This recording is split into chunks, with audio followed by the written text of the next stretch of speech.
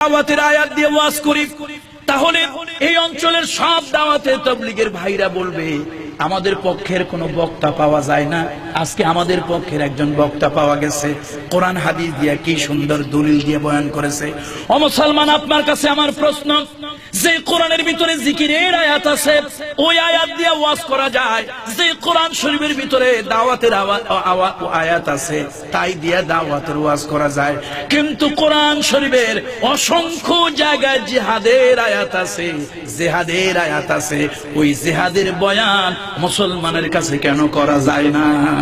আমার বন্ধুরা, জিহাদের কথা কেন বলা যায় না? জিহাদের কথা শুনলে কাফেরের কলিজার ভিতরে যেমন ভয় সৃষ্টি হয়, আর কাফেরের সহযোগী মুনাফিক মুসলমান জিহাদের কথা শুনলে ওদের গায়ের ভিতরে জ্বালা পোড়া শুরু হয়ে যায়।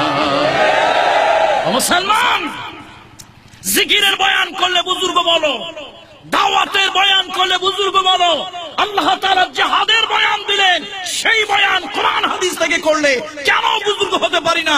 আমাকে জঙ্গি বলে, সন্ত্রাসী বলে, মানবতা বিরোধী বলে কেন আমার বিরুদ্ধে হুলিয়া দাও, মামলা দাও, হামলা করো, ফাঁসির রশি আমার গলায় পড়াও, আমি জানতে চাই। আমার বন্ধুরা, আমার বন্ধুরা, তাহলে বোঝা যাচ্ছে এই মুসলমানের কাছে কোরআন বলার আর কোনো পরিবেশ নাই। মুসলমানের কাছে কোরআন বলার আর কোনো পরিবেশ। এই জন্য আমাদের দেশে এখন অনেক ফজিলতের ওয়াজ চলে।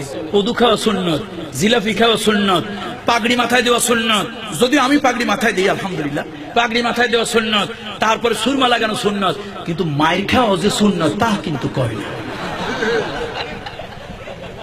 মাইর খাওয়া সুন্নত না, আল্লাহ রাসূল খান নাই, অন্যায় অসত্যের বিরুদ্ধে প্রতিবাদ করেন নাই।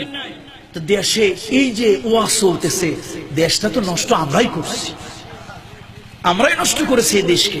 আসুন, সত্যের পক্ষে কথা বলতে হবে, অন্যায় অসত্যের বিরুদ্ধে কথা বলতে হবে।